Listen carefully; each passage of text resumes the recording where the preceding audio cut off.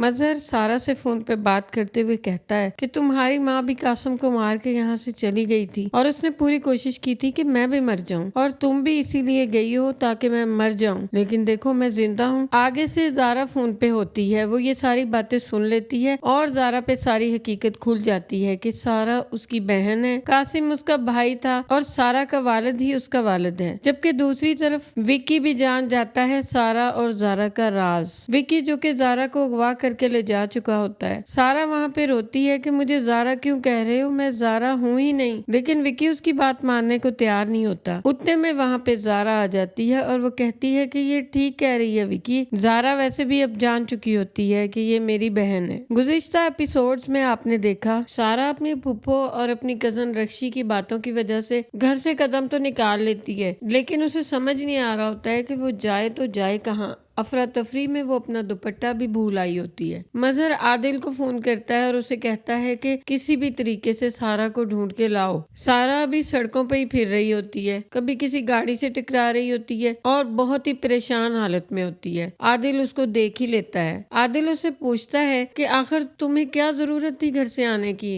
और कहाँ है तुम्हारा बॉयफ्रेंड। अब सबके जहनों में यही होता है कि सारा किसी लड़के के साथ भागी है, क्योंकि रक्षी ने और उसकी वालदा ने यही बताया होता है सबको। तो यहाँ पर सारा उसे बताती है सब कुछ कि यकीन करो मैं अकेली हूँ और मैं बिला वजह नहीं भागी। वो उसे बताती है कि फुफ्फो और रक्षी की बातें सुनने के बाद मैं आई हूँ, वो लोग मुझे मार डालेंगे, अगर मैं वापस भी गई तो मुझे जिंदा नहीं छोड़ेंगे। और तुम तो जानते ही हो कि बाबा का मेरे साथ रवैया क्या है, वो कभी मेरी किसी बात का यकीन नहीं करेंगे, वो यही सोचेंगे जो फुफ्फो कह रही हैं वही ठीक है। आदिल कहता है कि अम्मी ऐसे कैसे कर सकती हैं, और यहाँ पर सारा उसे ये भी बताती है कि मुनव्वर के साथ मेरा कोई रिश्ता कोई ताल्लुक नहीं, मैं उसे जानती तक नहीं, वो रक्षी का बॉयफ्रेंड है, रक्षी उसे पसंद करती है, उसे शादी करना चाहती है और वो लोग इसी वजह से मेरी मुखालिफ हैं कि अब्बू मुनव्वर से मेरी शादी करना चाहते हैं और रक्षी और फुफ्फो नहीं चाहती कि मेरी शादी वहाँ हो। आदिल कहता है कि अब तुम क्या चाहती हो, तो उस पल उसके जहन में ज़ारा ही आती है, जब ज़ारा ने कहा होता है कि तुम यही समझना कि हैदराबाद भी तुम्हारा दूसरा घर है। वो उसे कहती है कि मैं हैदराबाद चली जाऊंगी। वो उसे पूछता है वहाँ कौन है, वो कहती है मेरी दोस्त है। वो उसे हैदराबाद जाने वाली बस पे बिठा देता है, उसे दुपट्टा खरीद के देता है, कुछ पैसे देता है और अपना कार्ड देने लगता है। तो वो बोलती है कि मुझे तुम्हारा नंबर याद है। आदिल इसे कहता है कि तुम मुझसे राब्ते में रहना और वहाँ जाके उस घर का एड्रेस भी मुझे बताना। वापस आता है तो आदिल का मामू पूछता है सारा के बारे में, तो कहता है कि वो नहीं मिली, लेकिन सारा की सुतेली वालदा को सब कुछ बता देता है। अब दूसरी तरफ सारा बस से उतरती है तो उसे कुछ नहीं पता होता है, ना उसके पास मोबाइल होता है, मोबाइल तो घर छोड़ आई थी जो कि रक्षी ने उठा लिया होता है, और ना ही ज़ारा के घर का एड्रेस होता है उसके पास। वो डावाडोल सड़कों पे फिर रही होती है। इतने में विकी उसको देख लेता है। विकी जो कि पहले ही ज़ारा से बदला लेना चाहता है, वो सोचता है कि ये अच्छा मौका है। विकी सारा के सामने आ जाता है और उसे कहता है कि क्या हुआ, तुम तो अपने रूप ही बदलती रहती हो, कभी किस रूप में कभी किस रूप में। सारा पहले ही डरी सहमी होती है, वो डर जाती है कि ये लड़का तो हर जगह मेरे पीछे होता है। वो कहता है कि क्या हुआ,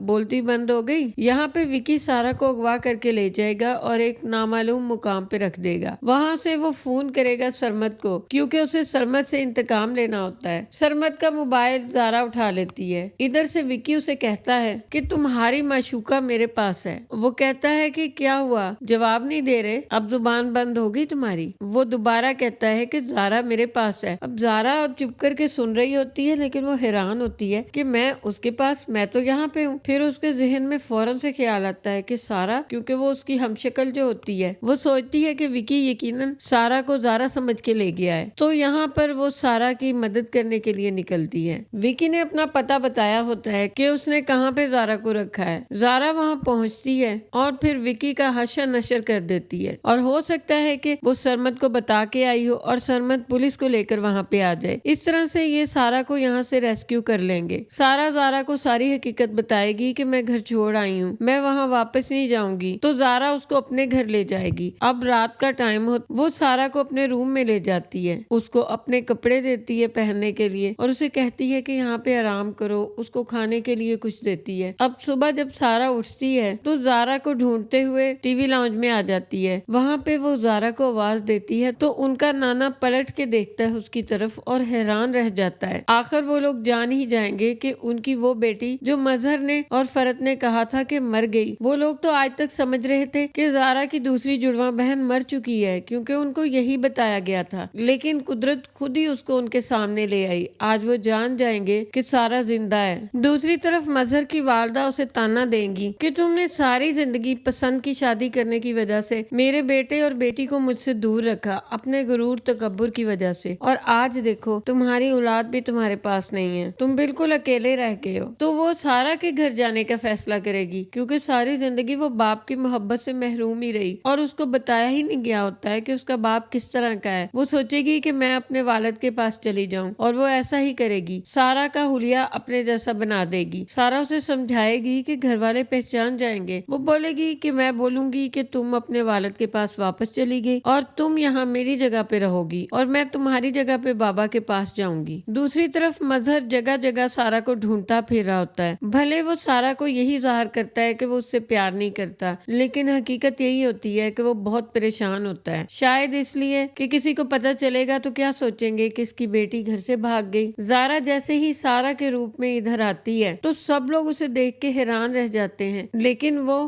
بابا کہہ کے اپنے والد کے گلے لگ جاتی ہے۔ اس کی تو کب کی خواہش تھی کہ وہ اپنے باپ سے ملے۔ مظہر بھی حیران رہ جاتا ہے، کیونکہ سارا تو اس سے ڈری ڈری دور دور رہتی تھی۔ زارا یہاں پہ یقیناً کوئی نہ کوئی کہانی سنا ہی دے گی ان لوگوں کو، اور دوبارہ سے اس گھر میں رہنے لگ جائے گی، لیکن اب اس کا رویہ بالکل تبدیل ہوتا ہے۔ اس کی سوتیلی والدہ بھی دیکھ کے حیران ہوتی ہے۔ وہ کہتی ہے کہ سارا، تم اتنی کیسے بدل گئی؟ تمہیں بات بات پہ غصہ آ جاتا ہے، تم کسی کا لحاظ نہیں کرتی، جواب دے دیتی ہو، اتنی ہمت تم میں کہاں سے آ گئی؟ تو زارا ان کو بولے گی کہ بس حالات نے سب کچھ سکھا دیا، یہ نہیں بتائے گی کہ میں سارا ہوں ہی نہیں۔ ادھر مظہر یہ فیصلہ کر لے گا کہ سارا کی شادی منور کے ساتھ ہی ہوگی۔ تو اس طرح سے آنے والی ایک ساتھ کافی زیادہ انٹرسٹنگ ہونے والی ہے۔ تو دیکھتے ہیں دوستو، زارا کی وجہ سے سارا کی زندگی آسان ہوگی یا اس کی مشکلیں بڑھ جائیں گی۔ آج کے لیے بس اتنا ہی۔ اللہ حافظ۔